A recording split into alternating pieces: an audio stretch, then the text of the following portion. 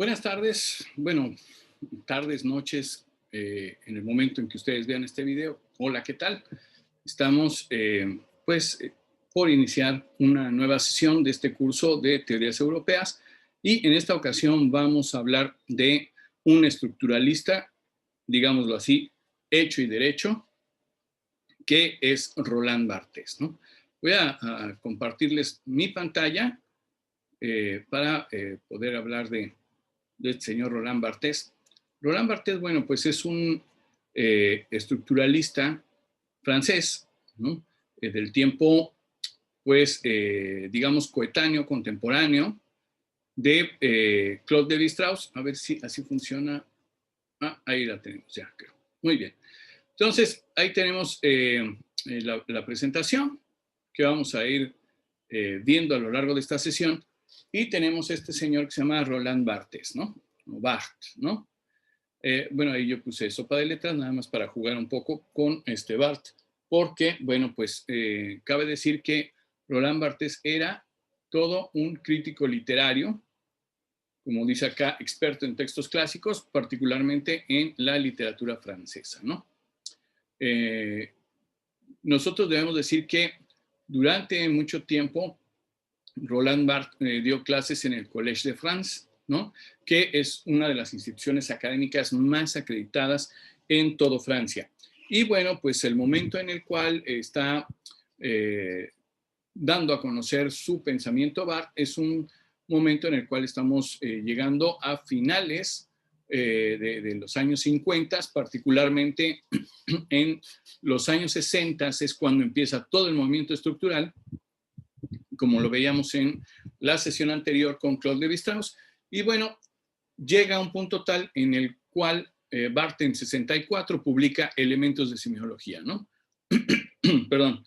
Habíamos dicho que los estructuralistas, la obra de cada uno de ellos, pues está concebida como si fuera una estructura. ¿Qué quiere decir esto? Que cada una de sus partes se concibe como un sistema en el cual hay una relación entre cada una de los capítulos, pero también entre cada una de las obras per se, de tal suerte que pues uno una vez que entra a la obra se da cuenta cómo está concatenada, cómo empieza a tener relaciones tanto con el resto de los capítulos como con el resto de las obras que van siguiendo a un determinado autor. Bueno, pues en el 64 publica Roland Barthes Elementos de semiología, que en particular, pues, el nombre no es, digamos, de lo más explícito porque elemento significa que pues, es una cuestión elemental, es decir, básica, es sumamente simple o sencilla. Cuando en realidad el libro no es elemental, ¿no? Todo lo contrario, Barthes empieza a hablar acerca de muchas cosas que después pues, va complicando durante el texto, va haciendo las relaciones cada vez más complejas, va urdiendo una serie de conceptos y pues no tiene nada de elemental.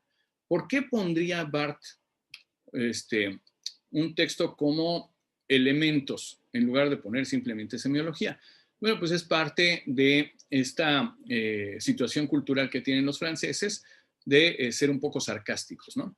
Y en el caso de los estructuralistas, que eran unos verdaderos literatos en un primer momento, en un segundo momento podemos hablar de su erudición, pues es una manera de prácticamente burlarse, ¿no? Mofarse del público, pensando que, bueno, cualquiera podría tomar la obra, empezar a leerla y entenderla de principio a fin, ¿no? Están jugando mucho con eso, es parte del estilo, parte del sabor estructuralista jugar con este tipo de cosas.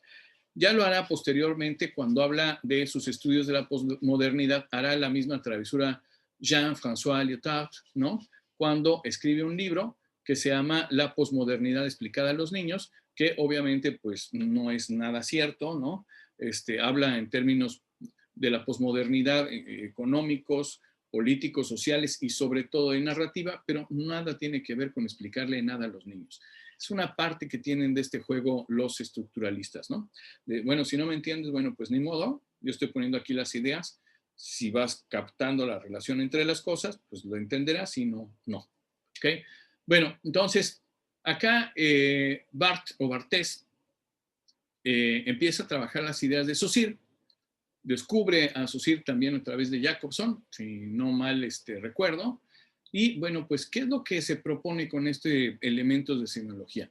Pues se propone desarrollar aquello que estaba perfilado así en una línea por Ferdinand de Saussure.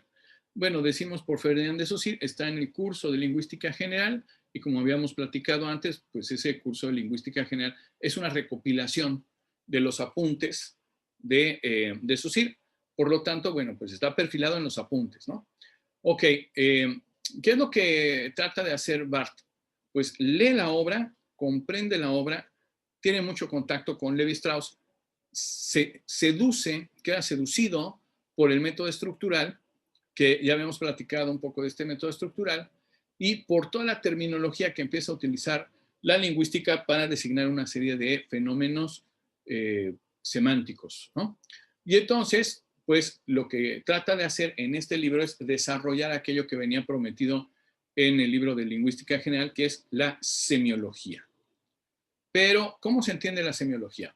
Pues acá tenemos una pequeña pista donde está hablando precisamente Barthes y dice, debemos ahora considerar la posibilidad de invertir la declaración de Saussure. Acuérdense que Saussure decía, la lingüística va a ser fundada para explicar el lenguaje, ¿sí? La lengua, el habla, decía también, pero hay un campo por explorar que es la semiología, y decía, la semiología tratará acerca de los ritos simbólicos, las formas de cortesía, los diferentes significados utilizados por los militares, etcétera, etcétera, ¿no? Así como que más o menos pintaba en el libro de Lingüística General, que era lo que quería que se desarrollara, como semiología, y decía, va a ser una tarea posterior a la fundación de la semiología. Sin embargo, bueno, pues aquí lo retoma Barthes y dice, la lingüística no es parte de una ciencia general de los signos. Es decir, así como quedaba perfilado en la lingüística estructural de Ferdinand de Saussure, pareciera que la semiología era una teoría y la semiología era la ciencia y la lingüística era una teoría específica de un signo, que es el signo lingüístico. Semiología entendido como el estudio de todos los signos, ¿sí? Y lingüística exclusivamente los signos lingüísticos. Bueno, pues Barthes dice, no, va a ser al revés precisamente, ¿sí? Dice, la lingüística no es parte de una ciencia general, sino que la semiología es parte de la lingüística. Es decir, los signos específicos de los cuales hablaba Saussure, ¿sí? Signos que pueden ser de cualquier tipo, decíamos las formas de cortesía, los ritos simbólicos, etcétera, etcétera. Todos esos son una pequeña parte de algo mayor que es la lingüística, es lo que nos está diciendo Barthes o Barthes, ¿no? Dice, es aquella parte que abarca las grandes unidades significantes del discurso. O sea, particularmente aquí Barthes está dejándose llevar por una parte incluso de la semiología, dice particularmente, no tanto el significado, sino las formas significantes, ¿no? Aunque, pues, en el libro de Elementos de Semiología veremos que coquetea con ambas partes, ¿no? Dice, con esta inversión confiamos en sacar a la luz la unidad de las investigaciones que se están haciendo en antropología, sociología, psicoanálisis y estilística en torno al concepto de significación. Bueno, pues acá lo que nos quiere decir Barthes, en otras palabras, es que como la lengua está en la cabeza de todos los hablantes, como decíamos la clase anterior, la lengua es un cuerpo normativo, es el lenguaje menos el habla, le pertenece a todos, pero nadie la puede expropiar de manera particular, es decir, yo no la puedo tomar simplemente para mí, sino pertenece a todos. Es una situación, digamos, democrática, entre comillas, porque le pertenece a todos y a nadie en particular. Bueno, pues entonces, tomando en cuenta esto, Barthes dice, por lo tanto, podríamos traducir esto que está diciendo, cualquier sistema de significación pasa por el tamiz de la lengua. ¿Qué es esto? Que la lingüística es el modelo de trabajo de la semiología. Y la semiología es el estudio de todos los signos. Es lo que nos está diciendo Roland Barthes, ¿no? Es decir, si dentro de la terminología de Saussure nosotros decíamos que un signo es la relación entre un significado y un significante, entendiendo por significado la imagen mental, concepto o noción, y por otra parte el significante como la voz proferida, el sonido, ¿sí? Como decía, la imagen acústica, como decía Saussure. Bueno, pues esa relación entre esas dos cosas, Barthes, lo que hace es explotarla y decir que no sea solamente el signo lingüístico, es decir, solamente de la lengua. Desde este punto de vista, sí hay una relación entre un significado, que es la parte abstracta, la parte mental, y un significante, que es la parte material. Podríamos decir, desde el punto de vista de Barthes, que la semiología puede tomar esta misma terminología y decir que el significado pues, es eso que se piensa, el referente, ¿no? Mientras que el significante puede ser cualquier cosa que impacte a los sentidos. No nada más la palabra hablada, ¿sí? No nada más la imagen acústica del signo lingüístico, sino que puede ser algo que yo pueda ver, es decir, la imagen, por ejemplo, una fotografía, una pintura, todo eso puede ser significante porque está impactando a los sentidos, ¿sí? En el caso de la vista. Puede ser un olor, ¿no? El olor de las palomitas recién hechas, por ejemplo. Yo huelo y digo, no, lo que llega a mí es el significante, es decir, la pura sensación a partir de mis sentidos, y entonces yo relaciono ese olor inmediatamente con un recuerdo, es decir, una imagen mental que es el significado, y entonces se crea el signo.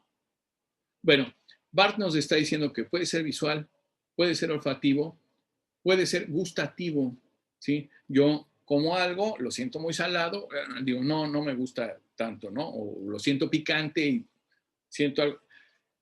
Esa sensación es el significante. Los 5 sentidos, vista, oído en el caso de la palabra o en el caso de una música, ¿no?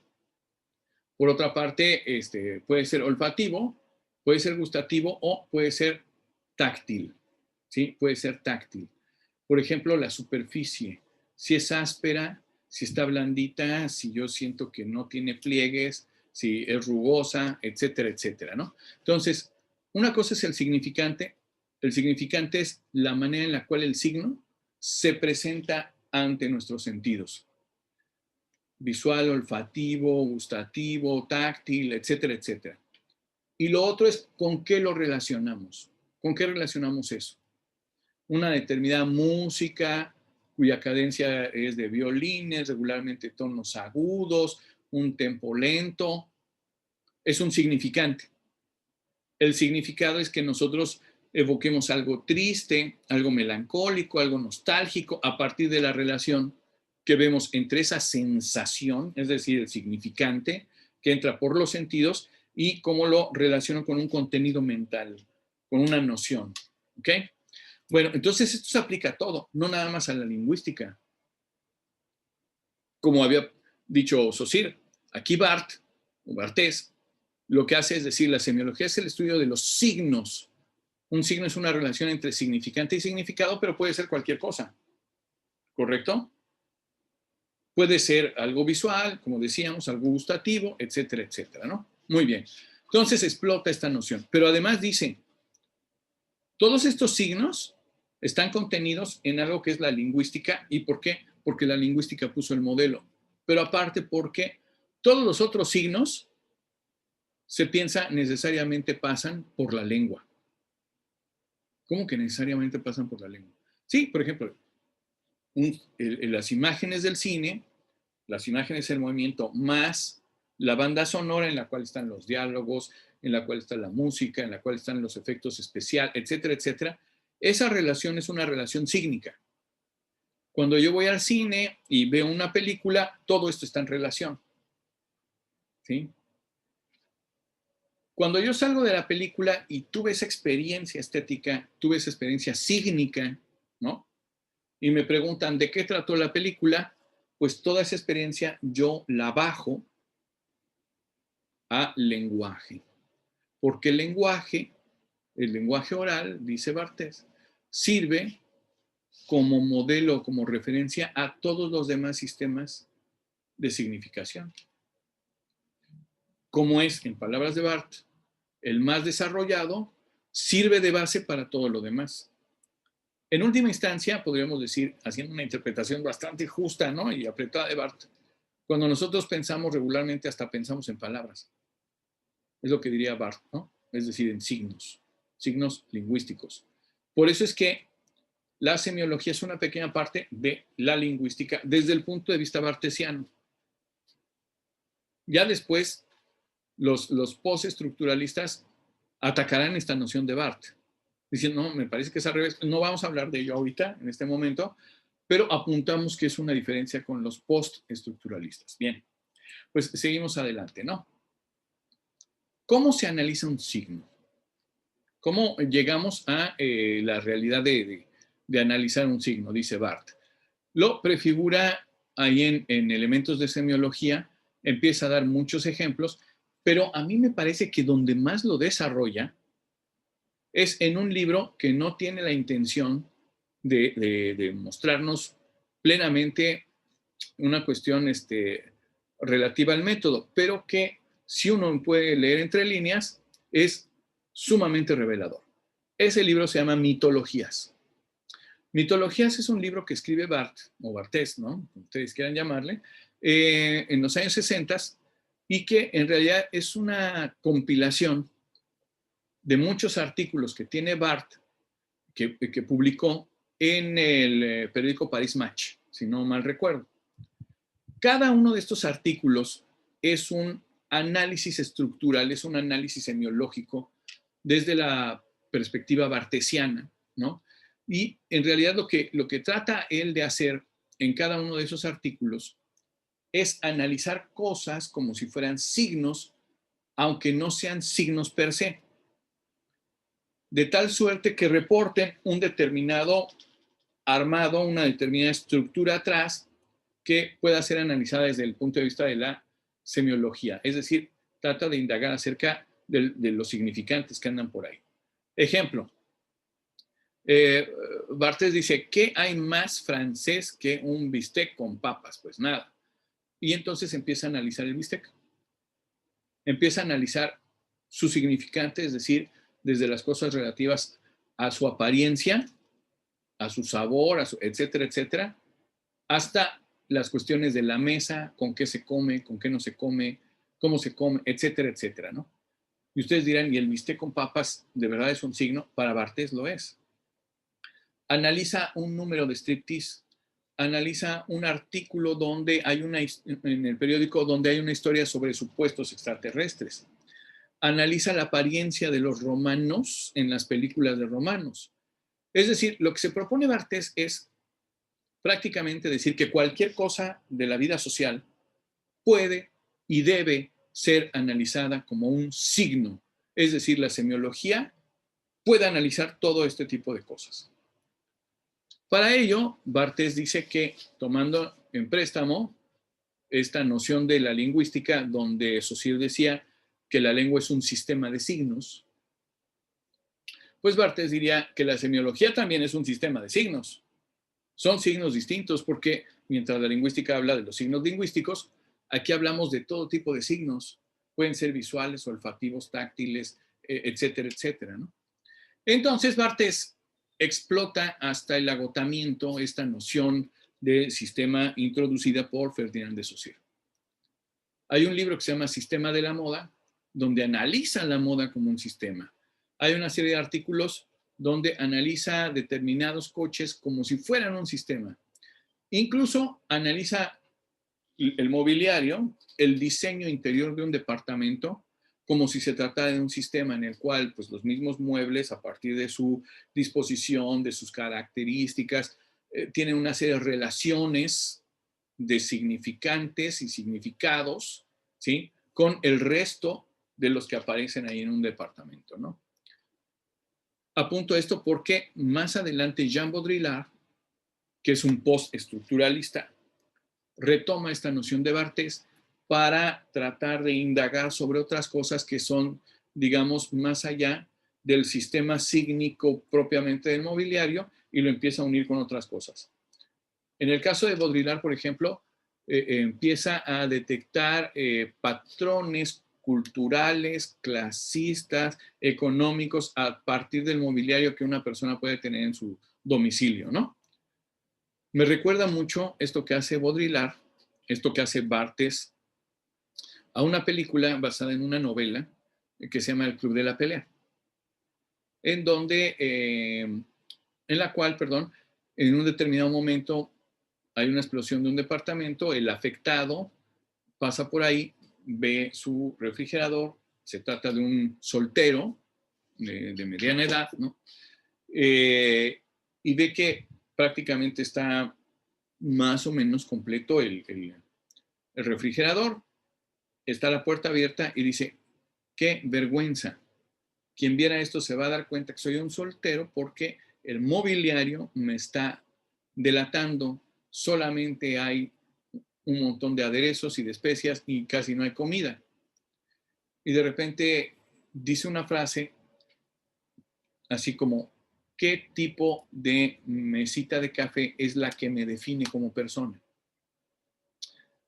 Implicando que hay una relación entre el gusto por los muebles y un determinado modo de ser de una persona, que es lo que trata de indagar Baudrillard a través del consumo, pero que se prefigura aquí en Barthes, ¿no? Es decir, incluso esas cosas nos revelan relaciones externas a lo que estamos analizando, pero que son complementarias en términos de sistema, ¿no?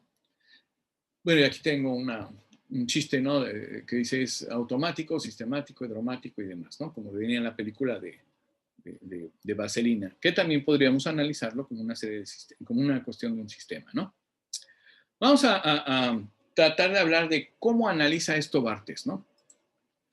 Dentro de la misma obra de mitologías, Barthes tiene un análisis de lo que llama la lucha libre y hace un análisis de la lucha libre tomando en cuenta la metodología de Saussure trazada en la lingüística, esencialmente de ver sistemas de signos. No se trata de un signo aislado por acá o por allá, sino que hay una concreción de signos, ¿no? Entonces, por ejemplo, Barthes entra a la lucha libre, ¿sí? La lucha libre recibe el nombre de catch en Francia. Y entonces, si ustedes quieren indagar más acerca de esto, pueden tomar el libro de mitologías y leer lo que escribe ahí Barthes, ¿no? Se llama El mundo del catch. Dice Barthes que el signo se presenta primero ante nosotros y después se revela su contenido significado. En este orden de ideas, cuando nosotros asistimos a un encuentro de catch o a un encuentro de lucha libre y vemos que hay violencia y hay agresión, hay movimientos físicos y demás, lo primero que pensamos es que es un deporte rudo, es un deporte que tiene que ver con una serie de agresiones directas. Sin embargo, dice Barthes, ese es un primer engaño. En apariencia se trata de esto, pero no es consistente. Dice, es un entretenimiento. Y para los que crean que es deporte, es un engaño, dice Barthes, ¿no? Seguramente habrá aquí quien quiera refutarme, yo no lo escribí, lo escribió Barthes, Barthes ya no vive, entonces, pues, pensemos que él ha ganado la discusión de antemano. Dice Barthes, entonces, es una forma de entretenimiento que se disfraza, es decir, cuya apariencia, ¿sí?, es hacer creer que se trata de un deporte. Y dice, no puede ser un deporte. ¿Por qué no puede ser un deporte?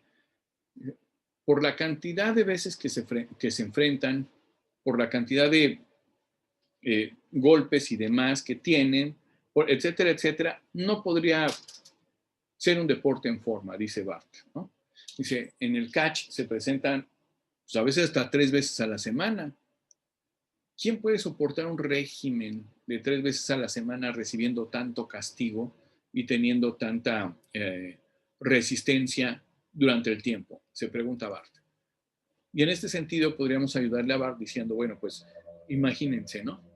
En una pelea de 15 asaltos de 3 minutos cada uno, es decir, para una pelea de 45 minutos, a veces los boxeadores se preparan durante casi 4, 6, 8 meses. No se trata exclusivamente de la pegada o de la estrategia. Se trata de crear la resistencia en el cuerpo, de someterse al castigo, de aguantar ese castigo, de aguantar los golpes, etcétera, etcétera, y cómo va mermando la condición del boxeador a medida que avanza la pelea. Se va deshidratando, va teniendo muchas complicaciones en su organismo a partir de los golpes, el dolor hace que disminuya su precisión, etcétera, etcétera. Por lo tanto, dice Bart, un luchador, en el mejor de los casos, no tiene tanto desgaste. Es solo apariencia. Es lo que dice Bart, ¿no? Segunda cosa, ¿no?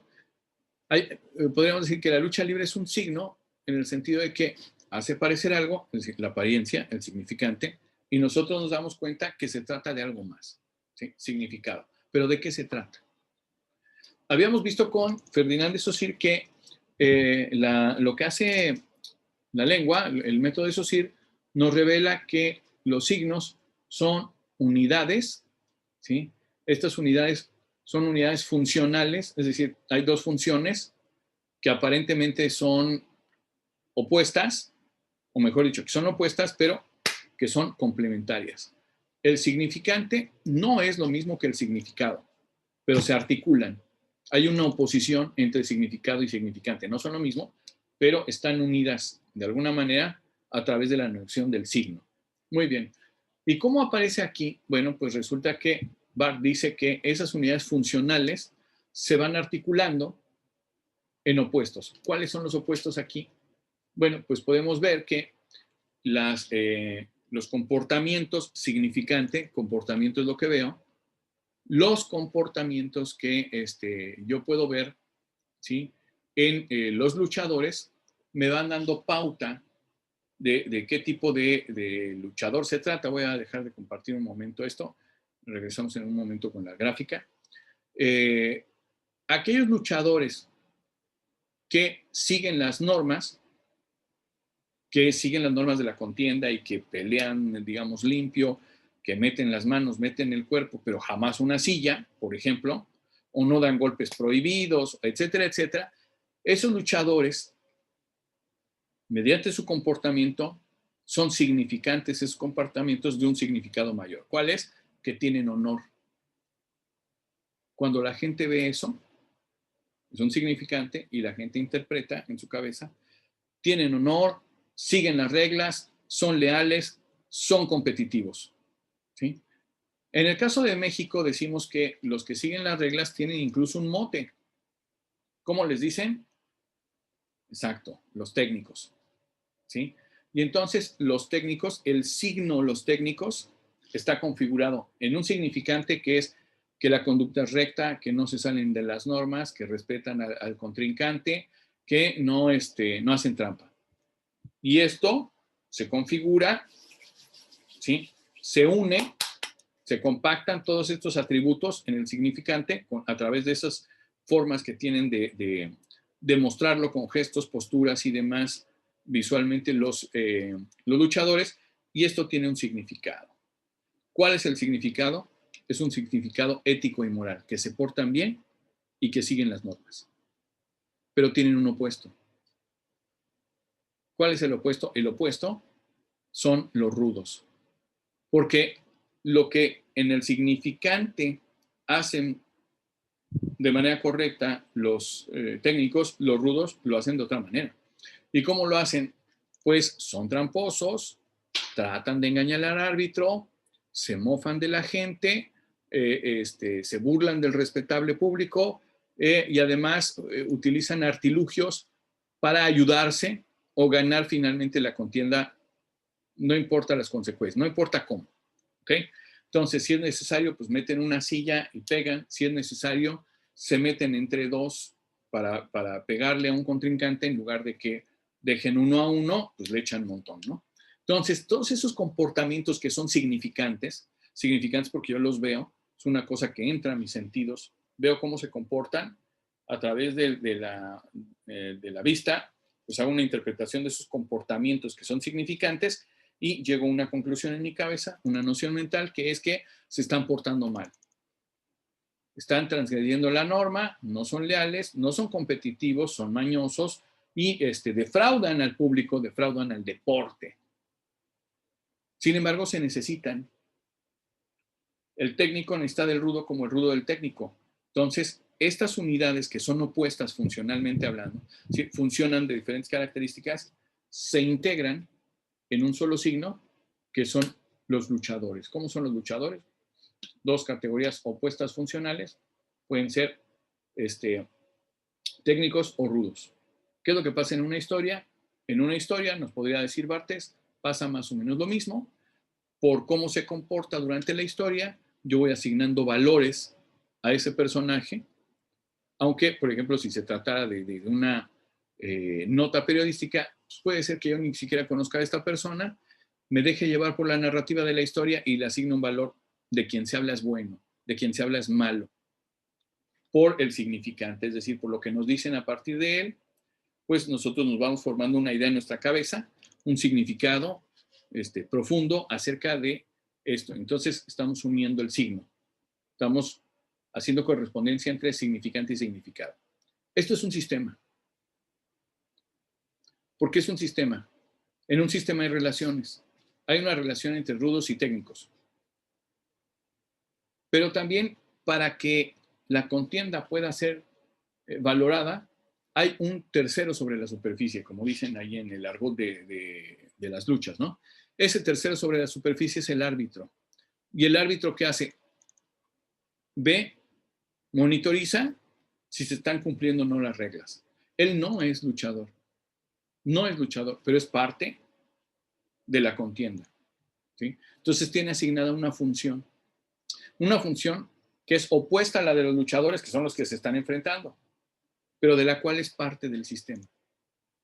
Y por último, hay otro más, que es el público, que el público está sancionando en todo momento. Sí, que le den la caída por buena, o que no le den la caída por buena porque hizo trampa. Y entonces, bueno, pues el árbitro haga algo al respecto. Es decir, hay un sistema en el cual hay reglas, hay normas y hay una relación que nos ayuda a ver significante y significado constantemente, ¿no? Bueno, voy a compartir ahora sí la pantalla para expresar esta idea. Desde ese punto de vista, ¿sí? Ay, perdón. Nuevamente vamos a compartir la pantalla, de acá. ¿Sí? Ok, ahí estamos compartiendo, ¿no? No, me parece que no estamos compartiendo la pantalla. Vamos nuevamente a compartir la pantalla. Ahí sí, bueno. Entonces, la lengua de los alimentos, ¿por qué decimos la lengua? La lengua habíamos dicho que es una entidad normativa, ¿sí? Algo que tiene relaciones, ¿sí? O que establece las relaciones que se dan entre los diferentes elementos. Y en el caso de Saussure, decíamos que había relaciones, ¿sí? Sintagmáticas y paradigmáticas. Las relaciones paradigmáticas también las habíamos visto como las utilizaba Claude Lévi-Strauss como reglas de exclusión, que también le llamaba tabúes, ¿no? Entonces, desde ese punto de vista nos está hablando Barthes. Es un poco complicado, yo lo sé. Debió poner la estructura de los alimentos, pero pone la lengua de los alimentos para hacernos pensar que efectivamente es parte de la lingüística, ¿no? Entonces, la primera situación, la primera operación estructural que está haciendo es que hay reglas de exclusión, es decir, cosas que están prohibidas. Cosas que están prohibidas en la lucha. Que le pegues con la silla, que te metes con el público, que le pegues al árbitro. Eso no se puede. Esas son paradigmas, son reglas de exclusión. Esto no se puede. Después dice, en un segundo momento deberíamos de describir las oposiciones significativas de unidades que hay que determinar, del tipo dulce, salado, etcétera, etcétera. Bueno, nuestras unidades significativas que son opuestas y que son complementarias, pues son los luchadores. ¿Son rudos o son técnicos? Por la función que tienen, cómo es que son rudos o cómo es que son técnicos. Una función que no es ni rudo ni técnico es quien valora los acontecimientos, quien sanciona, que es el árbitro. Y otra función que no tiene nada que ver, pero aparentemente, pero que es parte del sistema de las relaciones, es el público, porque el público se indigna o el público aprueba. Y dependiendo de lo que diga el público, el árbitro va cambiando el criterio. Entonces, tenemos esas unidades que son parte del sistema como tal, ¿no? ¿Sí? Después dice las reglas de asociación, ¿sí? Estas reglas de asociación es lo que nosotros llamamos como sintagmas o sintaxis en el caso de SOSIR. Dice, por ejemplo, en el nivel de comida o sucesiva en el nivel de un menú. Vamos a hablar, ¿no? En el caso, por ejemplo, de la lucha libre, del catch, si nosotros nos fijamos en los significantes, podemos ver que los significantes tienen una sintaxis. Es decir, tienen una serie de elementos que van acompañándolos. Pues resulta que yo veo que este luchador viste de colores regularmente oscuros, es estrafalario, su comportamiento es raro, ¿sí? Y además, por ejemplo, tiene colores muy chillones. Puede ser un hombre muy musculoso, sumamente viril, que se pinta los labios y sale con un espejo y un abanico, ¿no? Las cosas que digo, bueno, a lo mejor no están del todo coherentes, ¿no? Por decir algo, ¿no? Veo que además estos luchadores regularmente son crueles. Es decir, cuando están castigando al oponente, se regodean en infligirle el mayor dolor posible. ¿Qué quiere decir? Que yo estoy encontrando características que las voy sumando, como si fuera un sintagma. Son crueles y despiadados y se visten de esta manera y responden a un código por los colores que usan y etcétera, etcétera. Por ejemplo, ¿cómo sé que un luchador es técnico? Porque viste de colores claros y se porta bien, es generoso, es competitivo y practica el juego justo, el fair play, ¿no? Entonces, es un sintagma porque tiene diferentes significantes, cada uno de ellos tiene un significado, ¿sí? No es una clase de semiótica ni de semiología, es exclusivamente para que vean cómo se van haciendo los sistemas, estas relaciones. Cada una de estas relaciones significantes tiene una relación en el significado. Decía aquí Barthes, esas reglas de asociación o esas relaciones pueden ser, por ejemplo, en el nivel de comida. ¿Qué quiere decir en el nivel de comida? Que hay cosas que se comen como primer tiempo, como segundo tiempo o como tercer tiempo. Regularmente uno no entra al restaurante, se sienta y dice, tráigame el postre, luego la sopa y por último el plato fuerte. No, regularmente hay un entremés, después viene el plato fuerte y después viene el postre. Hay un nivel de asociación del plato y así se hace. ¿Sí? Pero esto es un sintagma. ¿Qué entremés? Pues puede ser, no sé, una entrada de una situación ahí de una sopa ligera, una sopa seca, ¿no? Y después viene un bistec con papas, como el ejemplo que decíamos, y después viene el postre, ¿sí? Entonces es una asociación que va por niveles, ¿ok? Lo que están pensando es que Barthes lo está generalizando. Puede ser que sí, en el sentido de que no todas las culturas tienen el mismo nivel de plato. Por ejemplo, en la cultura japonesa, a veces la sopa se da postre y te traen todo al mismo tiempo. Entonces tú puedes elegir por dónde empezar. Sin embargo, finalmente también se trata de un sistema, porque hay cosas que están permitidas, hay cosas que no están permitidas, y las asociaciones, es decir, las relaciones que hay entre todas esas cosas, pues nos permiten entender cómo es el sistema, ¿no?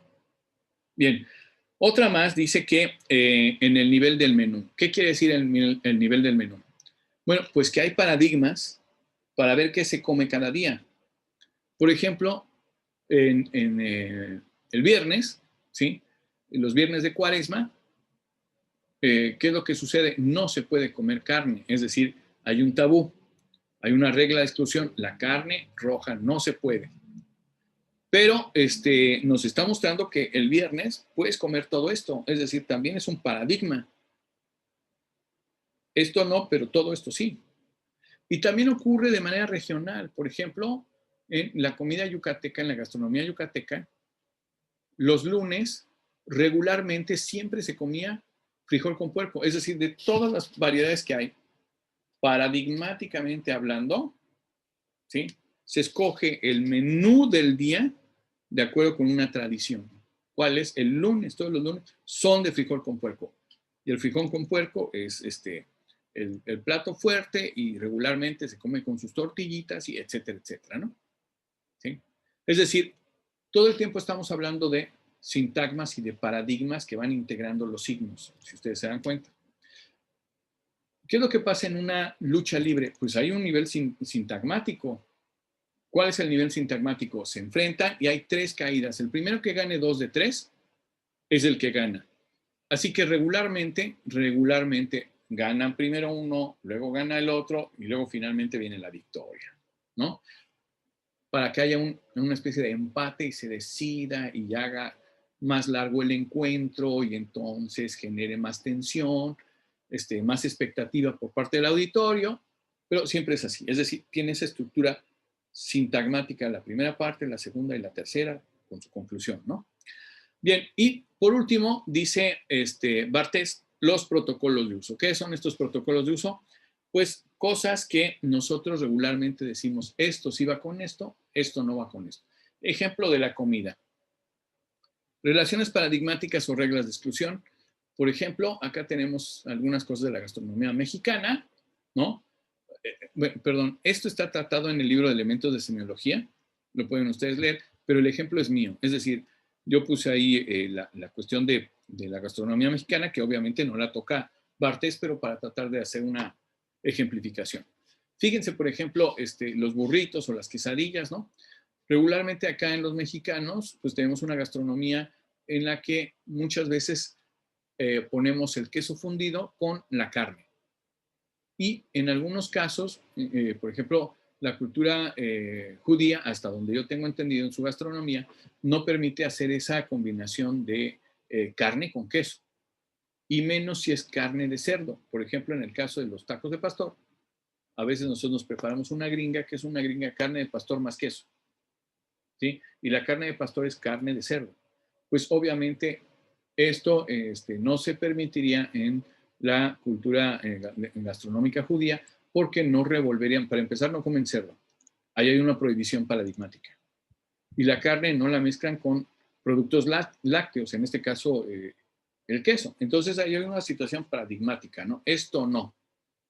Esto sí va con esto no va con esto, ¿sí? En el caso de la gastronomía japonesa, cuando uno prueba un platillo y después va a probar otro, pues se ve como de mal gusto que lo pruebe inmediatamente. ¿Qué es lo que tienes que hacer? Pues hay un jengibre ahí curtido, ¿sí? Rebanado, se llama garisoba, pues lo que tienes que hacer es comer ese jengibre, ¿no? Para limpiarte el sabor y después seguir degustando el siguiente platillo. Es una regla que va antecediendo a otras, ¿no? ¿Correcto? Entonces hay un nivel. Obviamente hay oposiciones, como ustedes pueden ver, ¿no? En esto, lo dulce con lo salado, ¿qué va con qué? ¿Sí? No sé, el queso no va o sí va con un plato, en el caso de la gastronomía mexicana, a lo que se le pone queso, no se le pone limón, por ejemplo, ¿sí? O en muy contados casos, ¿no? Y después vienen las reglas de asociación. ¿Qué sí va con qué? Por ejemplo, una salsa roja sí va con el taco al pastor, pero pues una salsa verde no le va tanto. ¿Ok? Bueno, y el protocolo de uso, ¿no? ¿Dónde llevas los tacos de pastor? Pues no los llevas a un evento donde haya diplomáticos, así con su frac, y que sea un evento formal, porque no está para eso. simplemente no es una comida gourmet que se pueda presentar ahí.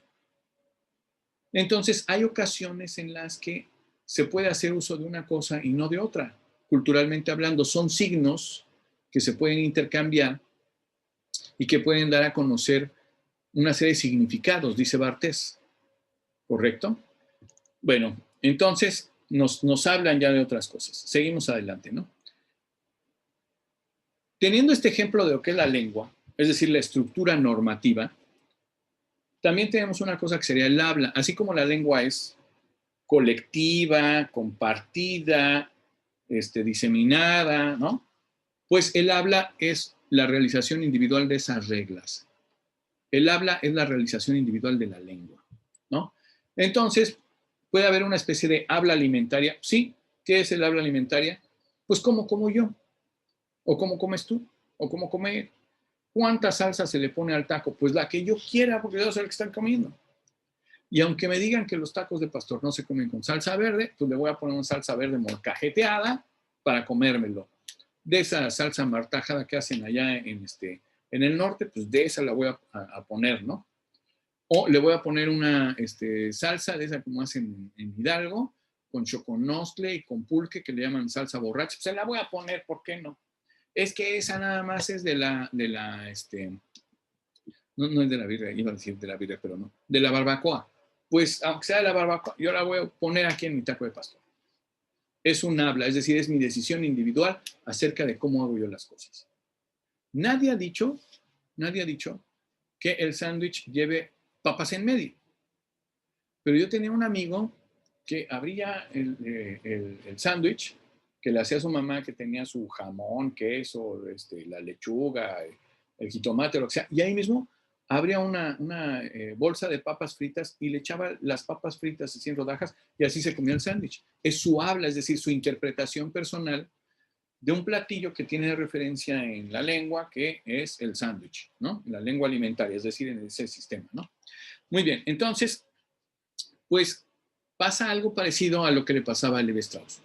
Cuando Levi Strauss quiere saber acerca de los mitos y quiere ver de dónde vienen los mitos, se da cuenta que los mitos tienen variedad de orígenes y que han ido cambiando al paso del tiempo, que hay una serie de características de identidad estructurales que le dan coherencia, ¿no? Para que permanezca el mito, pero que no hay una cosa como mito original último, sino que todo el tiempo está cambiando. Lo mismo pasa aquí con la salsa.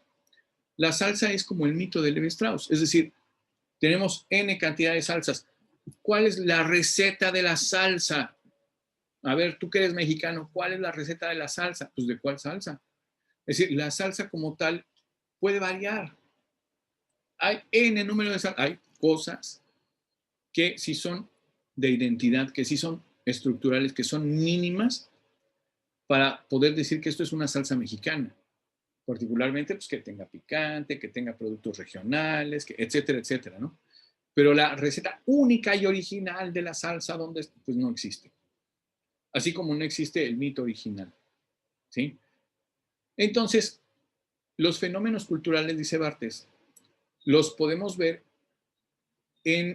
como cuestión de cuestiones vivas, como un habla viva, porque van cambiando poco a poco, incluso llegan a cambiar la estructura un poco al paso del tiempo, estos fenómenos sígnicos, que se pueden estudiar como fenómenos semiológicos, ¿no? Dice, en cuanto al habla alimentaria, sumamente rica, dice, contiene todas las variaciones personales o incluso familiares, que hay familias donde dice, pues nosotros hacemos el pozole, pero lo hacemos así. Ah, bueno, pues es una variación familiar. Tiene esas variaciones personales de preparación o de asociación. En este sentido, se podría considerar la práctica culinaria de una familia como un idiolecto, bueno, como una forma particular, es un habla, digamos, colectiva, pero no tan grande como la lengua, sino que queda aquí nada más entre nosotros, ¿no? De las familias, digamos, ¿no? El menú, en el caso de Barthes, dice acá, el menú ilustra muy bien el juego de lengua y habla. ¿Qué es un menú? Pues una serie de platillos de la gastronomía, ¿no?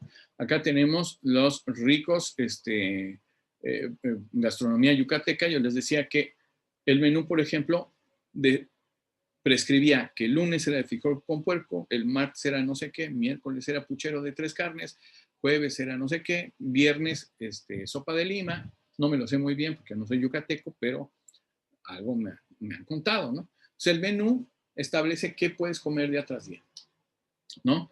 Este menú pues, es una referencia ya sea nacional, ¿sí? Una referencia social, dice, dice aquí, es una estructura que queda rellenada de manera diferente según los días y los usuarios, de la misma manera que en una forma lingüística está rellenada por variaciones y combinaciones libres que un hablante necesita para un mensaje particular, ¿sí?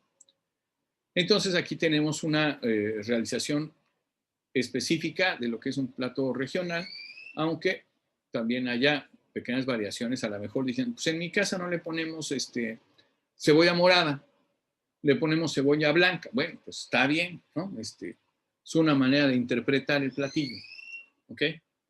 En ese orden de ideas, al final de Mitologías, del libro de Mitologías, Barthes dice que finalmente el mito es un habla, ¿sí? Es decir, resuelve esta situación de otro modo, la situación que le preocupaba a Levi Strauss, y decir, bueno, pues los fenómenos son una concatenación de signos, estos signos tienen asociaciones o tienen relaciones, y no necesariamente esas relaciones están en un determinado orden eh, que no deba ser inalterable, ¿no? Sino que esa asociación puede darse de cualquier manera. Por eso es que los estructuralistas a veces escriben libros en los cuales, pues, dicen, ni siquiera me interesó el orden, porque como ibas a llegar al final, ibas a armar todo como lector, entonces, pues, fui poniendo las partes para que tú los vayas uniendo, ¿no? Entonces, bueno, dice Barthes, el mito es un habla. ¿Qué quiere decir que el mito es un habla? ¿Sí? Que los mitos, como si fuera habla, son una realización personal de una estructura que va por allá y que yo voy cambiando poco a poco, ¿no? Y que lo voy cambiando a través de ponerlo en circulación en el escenario de significación social entre los usuarios y voy negociando con ellos como con cualquier otro signo lingüístico en donde yo pongo un signo y a cambio recibo o un significado u otro signo de otra persona, ¿no? Entonces dice, el mito no se define por el objeto del mensaje, sino por la forma. Esta forma que es, pues esto que estamos hablando, tiene unas unidades funcionales diferenciadas, pero que están asociadas, están relacionadas de un determinado modo y que a partir de esa esencia del significante nos permite interpretar algo a nivel del sentido, ¿no? A nivel de la noción, del pensamiento, del significado. Dice, entonces, ¿todo puede ser un mito? Todo hecho social lo podemos analizar como un mito, es decir, como un habla. Y dice Barthes, sí, yo creo que sí, porque el mundo es infinitamente sugestivo. Por ejemplo, en esta ilustración que pongo aquí, pues están los Avengers, pero están en Lego. Lo que cambia es la forma, pero no cambia la marca identitaria, no marca el rasgo estructural. Ese rasgo estructural permanecen con sus mismas características. Hulk se sigue viendo más grande, poderoso, verde, enojado, ¿no? Aunque presentado de otra manera, no pierde su esencia de la función, aunque la forma sea distinta, porque finalmente es un signo y la forma puede cambiar, pero la estructura, es decir, la esencia, no se permanece igual, ¿no? Entonces, ¿qué es lo que pasa con los mitos en la actualidad? Se pregunta Barthes hacia el final de su libro. Dice, el habla, es decir, el mito, cualquier situación reinterpretada, dice, es un mensaje. Por tanto, este mensaje no necesariamente es oral. Dice, puede ser escrituras, representaciones como el discurso escrito, fotografía, cine, reportaje, deporte, espectáculos, publicidad. En otras palabras, todo puede servir de soporte para el habla mítica o bien traducido un poco más a la cuestión que nosotros estamos hablando, todo puede ser leído como si se tratara de un texto, de un signo lingüístico, y podemos a través de eso pensar que todo fenómeno social, ¿sí?, puede tener una estructura y un sistema, una estructura como una serie de reglas de oposición, relación, uso, nivel y protocolo de uso, como dice Barthes en mitologías o en los elementos de semiología, y que por otra parte puede ser leído, es decir, podemos interpretarlo. El simple hecho de que haya una persona indigente pidiendo dinero afuera de una iglesia es para Barthes un signo, es decir, es un mito, es un habla, ¿sí?, que puede contener todas estas cosas para poder ser analizada. Dice, esto no significa que debamos de tratar el habla mítica como si fuera una lengua. En realidad el mito pertenece a una ciencia general que incluye a la lingüística, y que incluye a la lingüística, se llama la semiología, ¿no?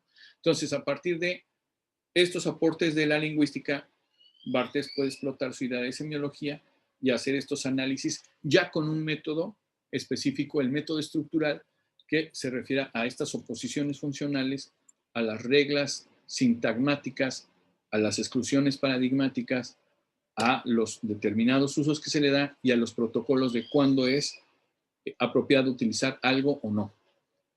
Bien, finalmente, bueno, pues le damos las gracias a Barthes por habernos orientado acerca de cómo utiliza el método estructural y por qué el método estructural fue tan revolucionario en las ciencias sociales. Aquí están algunas lecturas de referencia y espero que pues esto nos haya dado una noción acerca de cómo, por ejemplo, las ideas de Saussure fueron reinterpretadas en diferentes contextos. Esto que hace Barthes pues es aplicarlo a la semiología, es decir, al análisis de todo cuanto existe y considerarlo como un texto. ¿Qué es considerarlo como un texto? Como algo que puede ser leído, interpretado, analizado, desmenuzado y por lo tanto puede admitir la condición de ser interpretado. ¿Correcto? Otro estructuralista que es de la misma talla de relevancia de Barthes y de Lévi-Strauss es Jacques Lacan. Jacques Lacan, pues lo que analiza son los sueños, el inconsciente, ¿sí? Y entonces utiliza esta misma metodología de lo que está opuesto, las asociaciones, las relaciones, las reglas de uso de los propios sueños, del propio inconsciente, subconsciente, para entender lo que pasa en la mente del individuo. No vamos a hablar de Jacques Lacan porque es muy complicado, pero lo que estoy tratando de decir es cómo ese método estructural ha tocado diversos campos, tan diversos como el psicoanálisis en el caso de Jacques Lacan, la semiología en el caso de Roland Barthes, la antropología y arqueología en el caso de Lévi-Strauss y finalmente la lingüística en el caso del mismo fundador, Ferdinand de Saussure. Con esto nos despedimos de este tema, les agradezco y nos vemos en la siguiente ocasión. Hasta luego.